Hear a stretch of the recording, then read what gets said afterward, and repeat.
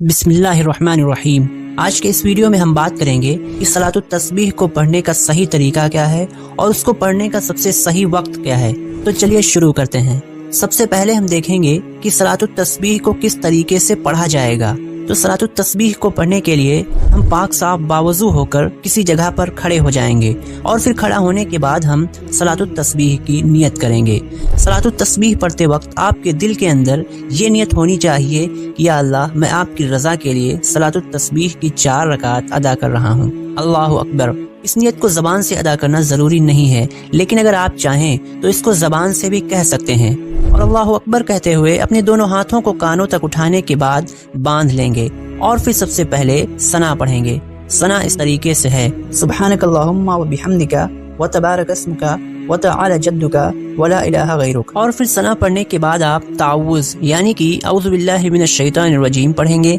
और फिर इसके बाद बिस्मिल्लाहिर्रहमानिर्रहीम पढ़ेंगे और फिर बिस्मिल्लाहिर्रहमानिर्रहीम पढ़ने के बाद आप सूरह फातिहा पढ़ेंगे और सूरह फातिहा पढ़ने के बाद आप कोई सूरत मिलाएंगे और फिर उस सूरत को मिलाने के बाद आप रुकू में जाने से पहले 15 मरतबा ये तस्बीह पढ़ेंगे, सुब्हानल्लाह वल्हम्दुलिल्लाह वला इलाहा इल्लल्लाह वल्लाहु अकबर। सलातुत तस्बीह पढ़ने के वक्त इस तस्बीह को 4 रकातों में कुल मिलाकर 300 मरतबा पढ़ा जाता है। इसी वजह से इस नमाज को सलातुत तस्बीह कहते हैं। आपको ये तस्बीह ज़बानी याद होनी चाहिए ताकि सलातुत तस्बीह पढ़ते वक्त आप इसको आसानी के साथ पढ़ सकें। और जब आप 15 मरतबा इस तस्बीह को पढ़ लेंगे यानी कि खड़े होने की हालत में, तो फिर उसके बाद आप रुकू में जाएंगे और रुकू की हालत में आप सुबहान रब्बियल अज़ीम पढ़ने के बाद 10 मरतबा इस तस्बीह को पढ़ेंगे और इस तस्बीह को पढ़ने के बाद आप समी अल्लाहु लिमन हमिदा और रब्बना लकल हम्द कहते हुए खड़े हो जाएंगे और फिर खड़े होने की हालत में 10 मरतबा इस तस्बीह को पढ़ेंगे।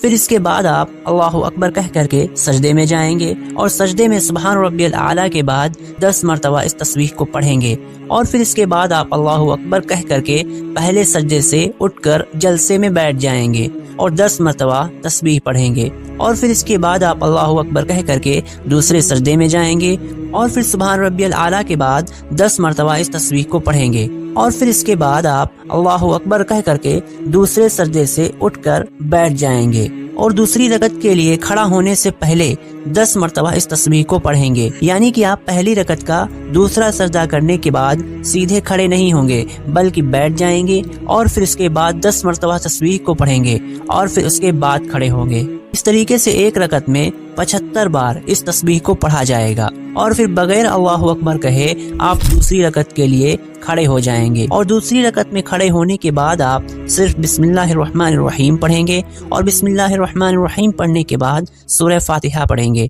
और फिर सूरह फातिहा पढ़ने के बाद आप कोई सूरत मिलाएंगे और फिर इसके बाद इसी तरीके से 75 मरतबा इस तस्बीह को पढ़ेंगे। लेकिन जब आप दूसरी रकत में दूसरा सजदा करने के बाद 10 मरतबा इस तस्बीह को पढ़ चुके होंगे, फिर उसके बाद आप अत्तहियात पढ़ेंगे और अत्तहियात पढ़ने के बाद आप अल्लाहु अकबर कह करके तीसरी रकत को पढ़ने के लिए खड़े हो जाएंगे और फिर तीसरी रकत में दूसरी रकत की तरह ही सिर्फ बिस्मिल्लाहिर्रहमानिर्रहीम पढ़ने के बाद आप सूरह फातिहा पढ़ेंगे और फिर इसके बाद कोई सूरत मिलाएंगे और फिर उसी तरीके से 75 मरतबा उस तस्बीह को पढ़ेंगे और फिर उसके बाद तीसरी रकत की तरह ही चौथी रकत में भी सिर्फ बिस्मिल्लाहिर्रहमानिर्रहीम पढ़ेंगे और फिर उसके बाद सूरह फातिहा पढ़ेंगे और सूरह फातिहा पढ़ने के बाद कोई सूरत मिलाएंगे और फिर उसके बाद उसी तरीके से 75 मरतबा उस तस्बीह को मुकम्मल करेंगे। फिर उसके बाद जब चौथी रकत का दूसरा सजदा करने के बाद बैठ करके 10 मरतबा उस तस्बीह को पढ़ लेंगे, फिर उसके बाद अत्तहियात पढ़ेंगे